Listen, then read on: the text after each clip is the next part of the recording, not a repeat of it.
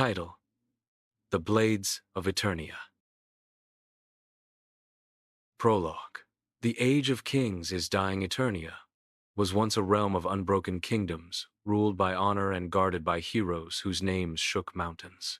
But time devours all legends. The heroes of old grew weary. Their swords hung upon walls, their stories fading into dust.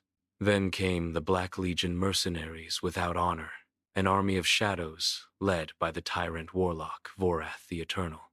With forbidden magic and legions of monstrous beasts, he slaughtered kings and burned kingdoms to ash. And so, the world cried out not for armies, but for legends. Chapter 1. The Last Call. In the Iron City of Kael'mor, Draven the Iron Wolf sat in a dim tavern, his scarred hands clutching a mug, once the most feared blade in the Seven Wars. Draven had vanished after the siege of Eloria. He had seen too much blood, lost too many brothers. But tonight, a shadow approached his table. A figure in black armor, face hidden, slid a parchment toward him. Vorath rises. The Legion marches. Assemble the old guard. One last ride. Draven's gray eyes burned. He downed his drink and stood. The Iron Wolf would hunt again. Chapter 2. Gathering the Wolves. Draven rode for 3 days to the ruins of Blackspire Keep, where the old heroes gathered. Kaelin Stormborn, the Skybreaker, a giant of a man with a warhammer crackling with thunder. Lyra of the Thousand Blades, assassin, archer, and queen of shadows, her daggers whispering death. Garrick Stonefist, a mountain of muscle and rage, his fists alone could shatter shields. Seraphine the Flame Witch, exiled sorceress, her fire could melt steel and scorch armies. Thorn Blackfang, Beastmaster, riding a direwolf the size of a horse, his arrows dipped in venom.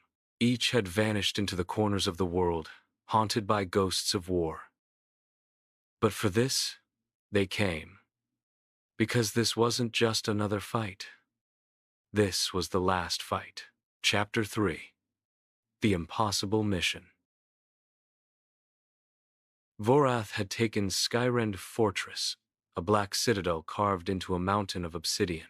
There, he forged an army of 10,000 mercenaries, warbeasts, and constructs of bone and steel. At the fortress heart lay the Ebon Core, a relic of pure darkness. If Vorath completed the ritual, Eternia would drown in eternal night. The mission was madness. No army could breach Skyrend. But Draven had no army, only 6 legends and a dream. The plan? Infiltrate the fortress, destroy the core, and kill Vorath, or die trying. Chapter 4. Blood and Fire. The night before the assault, the old warriors sat by a fire. They laughed, drank, cursed, and remembered fallen friends. Draven stared into the flames. "This isn't about winning," he said. "It's about making sure the world remembers who we were." The others nodded. They weren't fighting for kings or gold. They were fighting for the last page of their story. Chapter 5. The Black Gate. They rode at dawn, 6 shadows against a sea of darkness. They tore through Vorath's hordes like a storm of steel and fire. Kaelin's hammer shattered war machines. Lyra moved like smoke, her blade singing death. Garrick crushed bone with his bare hands, roaring like a god of war. Seraphine's flames turned night into day, burning legions to ash. Thorn unleashed his beast upon the enemy lines, a whirlwind of fur and fangs. And Draven?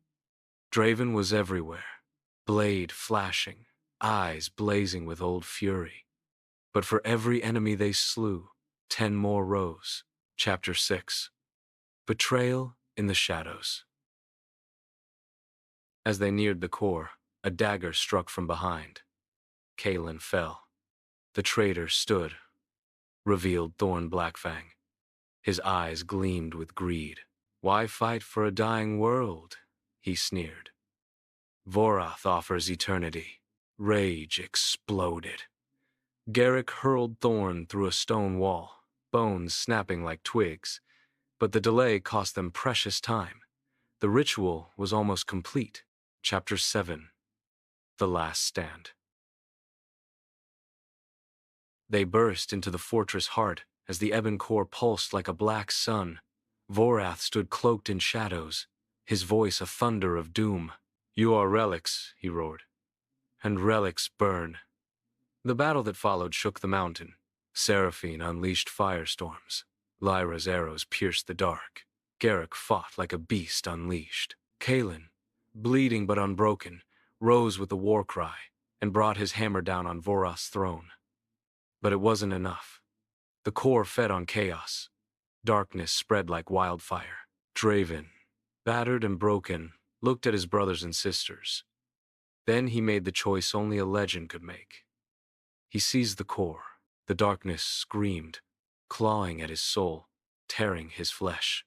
But with one last roar, Draven dragged it into himself and shattered it with his own heart. Light consumed the fortress. Epilogue. The Songs of the Fallen.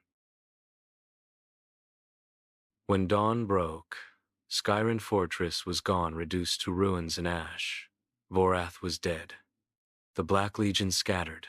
Of the 6, only Lyra crawled from the wreckage, her face streaked with blood and tears.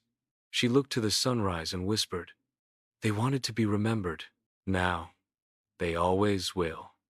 And so, the names of Draven, Kaelin, Garrick, Seraphine, Lyra, and Thorn became legend, the Blades of Eternia, the last heroes of a dying age. Because some battles are not fought to live. They are fought so the world remembers you were ever there.